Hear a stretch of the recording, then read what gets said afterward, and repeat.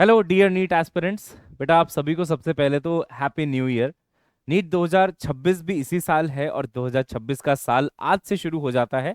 तो आप सभी को मैं बेस्ट विशेस देना चाहूंगा कि आप जो भी हार्ड वर्क करें बेटा, उसका आपको फुल रिजल्ट देखने को मिले 2026 में।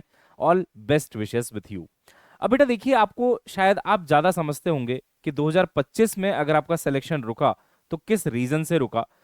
Take a moment today to identify कि कहाँ कहाँ पे गैप्स रहे थे 2025 में, और उनको अगर हम इस बार ठीक कर लें तो डेफिनेटली आप बहुत बेहतर कर सकते हैं 2026 वाले नीट में। तो आज मैं आपसे इस वीडियो के माध्यम से सबसे पहले एक छोटा सा रिक्वेस्ट करूंगा।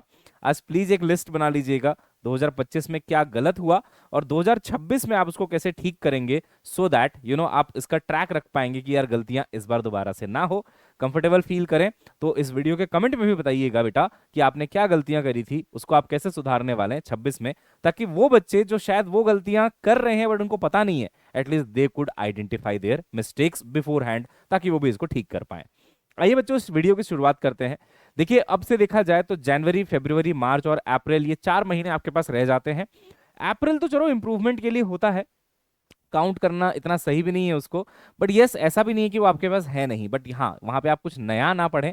वहां पे आप जाके सीधा सीधा जो भी पढ़ रखा है ना उस पे अपना बेस्ट देके उसको ठीक करने की कोशिश करते हैं, राइट। यही सबसे सही तरीका होता है किसी कॉम्पिटिटिव एग्जाम में तैयार करने का या प्रिपेयर करने का। आइए बेटा मैं आपको बताता हूँ मंथ ऑन मंथ प्लान कि एक बच्चे को कैसे ओवरऑल नीट को देखना चाहिए, not only from the physics perspective, एक ब्रॉडर पर्सपेक्टिव से आपका प्रिपरेशन का तरीका क्या होना चाहिए। सबसे पहले शुरू करते हैं बेटा, ये जो मंथ अभी चल रहा है ना, जनवरी का मंथ, राइट। अब ये जनवरी का मंथ बड़ा क्रूशियल मंथ है।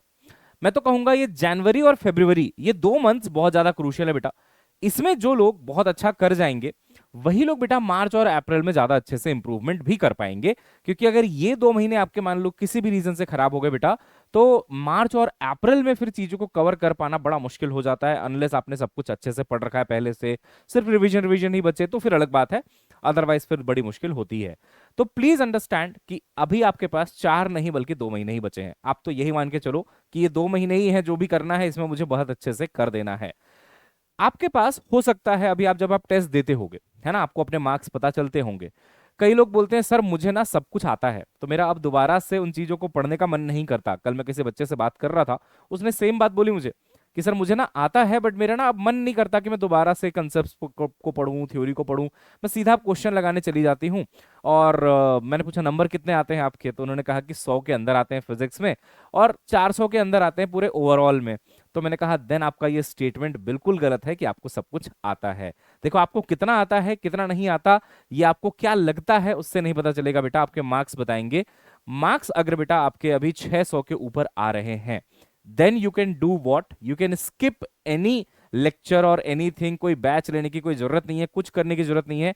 आप तो क्या करो, आपके जो नोट्स बने हुए हैं, क्योंकि 600 से ऊपर अगर आप ला रहे हैं इसका मतलब आपका सारा चैप्टर पढ़ा हुआ है ना, नोट्स बढ़िया से बने हुए हैं। आप तो बेटा जाओ उन रिवीजन नोट्स को, मतलब उन नोट्स को, है ना, क्लास नोट्स को बढ़िया से रिवाइज करो, डीबीबी इसको सॉल्व करो, टेस्ट दो, टेस्ट से फीडबैक मिलेगा कि यार कौन कौन से टॉपिक्स वीक हैं, दोबारा जाके उनको रिवाइज करो, उनको ठीक करो। ये साइक्लिक प्रोसेस चलाओ, साइक्लिक प्रोसेस चलाओ, आपके मार्क्स यहां से अपने आप दिखेंगे उठने लग जाएंगे। अगर आपको सब कुछ आता है तब की बात है, मतलब आपको लग भी रहा है सब कुछ आता है और नंबर भी देखें तो 600 के प्लस आ रहे हैं, then you can do that. लेकिन बेटा ज्यादातर जो जनता है वो 600 के नीचे ही है, बल्कि मैं आपको सच बताऊं तो बहुत सारे बच्चे हैं जो अभी 500 के नीचे हैं, बट वो भी सिलेक्शन लेंगे इस बार। कैसे लेंगे मैं बताता हूं। देखो भाई, अगर आपके 600 के नीचे आ रहे हैं, फॉर दैट मैटर इसके अंदर 500 के नीचे वाले भी आ गए, 400 के नीचे वाले भी आ गए, सभी बच्चे आ गए इसमें बाकी, है ना। तो बेटा करना क्या है, ध्यान से सुनिएगा। आप इस चक्कर में मत रहिए कि आपको सब कुछ आता है। आप ऐसा मत सोचिए कि मैंने ना कहीं से तो सर एक बार ये चैप्टर पढ़ा था। अब बेटा हो सकता है आपको जो पढ़ाया गया है वो जितना पढ़ाया गया वो अच्छे से पढ़ा दिया गया, तो आपको लग रहा है अरे मेरे को तो सब कुछ अच्छे से पढ़ा दिया गया, मेरे को सब कुछ समझ में आ गया। बेटा सब कुछ समझ में आ जाना और सब कुछ कवर हो जाना, इसमें बड़ा फर्क होता है। क्योंकि आप अभी बच्चे हो, आपको पता नहीं है कि किस लेवल पे क्या क्या क्वेश्चंस बन सकते हैं। जब तक आपको ब्रॉडर पर्सपेक्टिव दिखा के चीजें ना कराई जाएं तब तक आपको कॉन्फिडेंस नहीं आएगा बेटा और ना मार्क्स बढ़ेंगे। तो पहला काम आपका होना चाहिए, आज तक आपने जैसे भी पढ़ा, जो भी पढ़ा, अब आप सही टीम के पास है, हमारे पास है बेटा, आप अपने कंसेप्ट को स्ट्रेंथन करने पे फोकस करिए बेटा। स्ट्रेंथ बढ़ाइए अपने कंसेप्ट के ऊपर कि यस मेरे पास जो कंसेप्ट है बहुत स्ट्रांग है, उसमें लूप होल्स नहीं है। ऐसा नहीं कि मैं बस ये रट के आ गया कि ये ऐसे होता है, ऐसे ही करना होता है, थोड़ा भी क्वेश्चन घुमा के आ रहा है हमसे हो ही नहीं रहा, ऐसा नहीं होना चाहिए बेटा, है ना। तो इसके लिए आपको सबसे पहले स्ट्रेंथन करना पड़ेगा अपने कंसेप्ट को बेटा, और ये लेक्चर्स के थ्रू होगा अभी। तो जनवरी फरवरी आपको रगड़ के लेक्चर्स देखने पड़ेंगे, क्योंकि अगर आपके नंबर बहुत कम है, इसका मतलब आप कहीं ना कहीं बेटा कंसेप्ट में जरूर लैग कर रहे हो। 70% ऑफ द लर्निंग यहां से हो जाएगी, 30% की लर्निंग बेटा बाकी आपको प्रैक्टिस से मिलेगी, जो आपको हम लोग डीपीपीस वगैरह शेयर करते हैं। फॉर एग्जांपल अगर मैं सारथी क्रैश कोर्स की बात करूं, तो वहां से आप अपने स्ट्रेंथ को बिल्कुल, कंसेप्ट को बिल्कुल स्ट्रेंथन कर सकते हो, और साथ में जो मैं डीपीपी मटेरियल आपको देता हूं उसको सॉल्व करके आप बाकी की 30% लर्निंग ले सकते हो। फिर आपने टेस्ट दिया, आपको अब पता चला कि यस क्या क्या गलतियां हैं, अगेन फीडबैक मैकेनिज्म, जहां लग रहा है कि गलती हुई है उनको फिर से स्ट्रेंथन करो, और ज्यादा अच्छे से पढ़ो, रिवाइज करो, एंड देन प्रैक्टिस करो, और फिर अपना मार्क्स बढ़ाओ। तो बेटा दोनों टाइप के स्टूडेंट्स के लिए ये चीज बड़ा इंपॉर्टेंट है, इस चीज को समझना कि आपके लिए राइट स्ट्रैटेजी क्या रहेगी, है ना। किसी के 650 के नंबर कंसिस्टेंटली ऊपर आ रहे हैं उसके, तो ऑब्वियसली आपने पूरा सिलेबस ढंग से कर रखा है यार, अब आपको लेक्चर्स की जरूरत नहीं पड़ेगी, कोई वन शॉट आएगा, कोई मैराथन आएगा, वो देख लो रिवीजन के पॉइंट ऑफ व्यू से। अदरवाइज आपको ऐसा थोड़ी है कि आपको रेगुलर लेक्चर्स लगाने पड़ेंगे, ठीक है। तो ये डिफरेंशिएट करना बहुत इंपॉर्टेंट है, ठीक है। सेम चीज आप कॉपी पेस्ट कर दीजिए फरवरी मंथ के लिए, ठीक है। नंबर जिस हिसाब से आ रहे हैं उस हिसाब से आप दो को जो है डिवाइड कर लीजिएगा, ठीक है। तो ये 2 मंथ्स बेटा मैंने लिखा है कंप्लीशन के लिए है ना।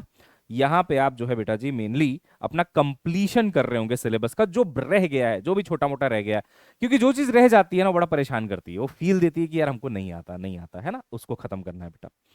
अब आता है मार्च। मार्च में अब ज्यादातर बच्चों का सिलेबस हो चुका होगा। अब बेटा आपको ऐसा तो नहीं है ना कि लेक्चर्स ही देखते रहना है ऑल टाइम आप किसी बैच में ही पढ़ रहे हैं, ऐसा तो नहीं है। अब अगर आप लेक्चर्स देखेंगे भी तो आप प्रैक्टिस सेशंस देखेंगे, है ना। यहाँ पे मार्च में आते आते ज्यादा प्रैक्टिस शुरू हो जाएगी, या फिर वन शॉट रिविजन्स चल रहे होंगे कि यार 2.5 घंटे 3 घंटे में इतना मस्त रिवीजन कोई टीचर करा रहे हैं आपको यूट्यूब के ऊपर कि इससे आपका भैया मजा ही आ गया एकदम पढ़ के, उस टाइप के लेक्चर्स आप देखेंगे। मैराथन्स देखेंगे कि 10 घंटे में पूरा क्लास 11th का रिवीजन कराया जा रहा है, उस टाइप के सेशंस। बट फिर आपको कोई जरूरत नहीं रहेगी कि आप किसी बैच में एनरोल होकर रोज 1.5 घंटे की क्लास लगा रहे हो और सिलेबस कंप्लीट कर रहे हो, वहां पे जरूरत नहीं बच जाती है। वहां पे आप रिवीजन करेंगे, it could be through YouTube videos जो हमारे चैनल पे भी आएंगे बेटा, it could be from your notes, short notes, class notes, जो भी आपने एनसीईआरटी जहां से भी करना है वो। उसके बाद आप बेटा प्रैक्टिस करोगे, टेस्ट दोगे, टेस्ट से लेकिन फीडबैक लेना बहुत जरूरी है। ये फीडबैक मैकेनिज्म पे काम करता है बेटा, ये बताएगा कहां कहां गलतियां हो रही हैं, जाओ वापस उनको फिर से रिवाइज करो, फिर से प्रैक्टिस करो, फिर से टेस्ट दो, फिर बताएगा कहां गलती हो रही है, फिर जाओ। ये पूरा एक साइक्लिक प्रोसेस है। इस साइकिल को आप जितना ज्यादा चलाएंगे उतना आप आगे बढ़ेंगे। साइकिल में आप जितनी बार पैडल मारते हैं बेटा, आप उतनी बार आगे जाते हैं, उतना ही आगे जाते हैं, सिंपल सी बात है ना। तो वही यहां पे होने वाला है। लास्ट में आता है आपका अप्रैल का month, it is only for improvements, mainly tests, mainly practice classes. एकदम प्रैक्टिस करा रहा हूं मैं, मान लो आपको अप्रैल के मंथ में आके विद्यानीट चैनल पे कि आज 150 क्वेश्चंस करेंगे बेटा सिर्फ मैकेनिक्स के ऊपर। आप वहां पे आए और 150 क्वेश्चंस मेरे साथ साथ ट्राई कर रहे हो, वहां पे एकदम स्पीड अपना मेंटेन कर रहे हो, मैं 1-1.5 मिनट में क्वेश्चन, 2 मिनट में क्वेश्चन डिस्कस कर दे रहा हूं, उससे पहले आपका सॉल्व हो जा रहा है।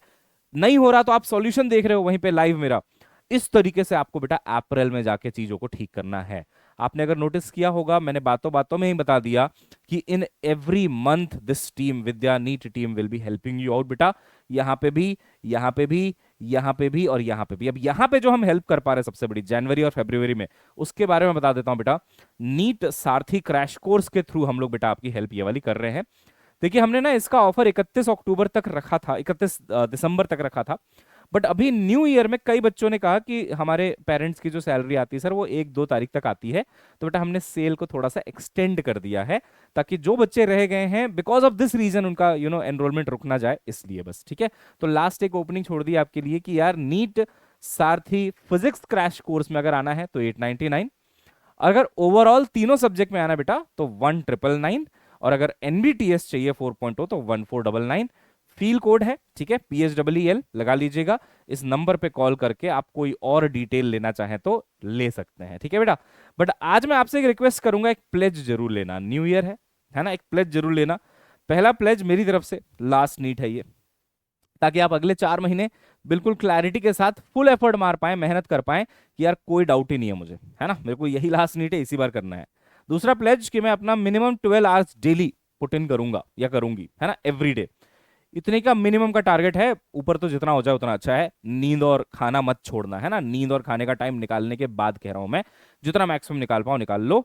टारगेट 700 प्लस, टारगेट 700 से नीचे का मत रखना। ये मत सोचना कि इस बार तो खुद टॉपर का 686 आया था, यू नेवर नो कैसा पेपर आएगा, यू नेवर नो कैसा पेपर आएगा। टारगेट अगर आप 700 के ऊपर का रख रहे हैं, इसका मतलब आप तैयारी उस लेवल की करके जाएंगे। बाकी फिर जैसा पेपर आएगा वो देख लिया जाएगा, उस हिसाब से अपने आप मार्क्स ठीक हो जाने, ठीक है ना। टारगेट ही छोटा बना के जाएंगे तो फिर तो गया ना, इसलिए टारगेट बड़ा रखना है। ये 3 प्लेज आप अपने इस वीडियो के कमेंट में जरूर लिखिएगा। साथ में एक बात जरूर लिखिएगा बेटा, अगर ऐसा कुछ था कि 2025 में कुछ मिस्टेक्स हुई थी और 26 में आप उसको सुधारना चाहते हो, तो यार उसका भी लिस्ट मेरे को देना। I just want to know कि आपको क्या लगता है, आपके पॉइंट ऑफ व्यू से, कि क्या हुआ ऐसा जो इस बार सुधारा जा सकता है, right. Please do that. And आज बहुत पॉजिटिव दिन है ना। एक जब नई शुरुआत हो रही होती है ना बेटा, तो अच्छा सा लगता है चलो जो भी हुआ है सो हुआ है अभी तक, अब जो होगा वो अच्छा होगा, अब अच्छा करेंगे, है ना। तो इसी पॉजिटिविटी के साथ बेटा आज का दिन शुरू करो। Once again a very happy new year to all of you. और जिनका सिलेबस अभी रहता है, नंबर कम आ रहे हैं, सारथी में आओ बेटा, आपका इंप्रूवमेंट करवाते हैं। चलिए बच्चों, मिलते हैं, bye bye, have a nice day, see you soon, good bye.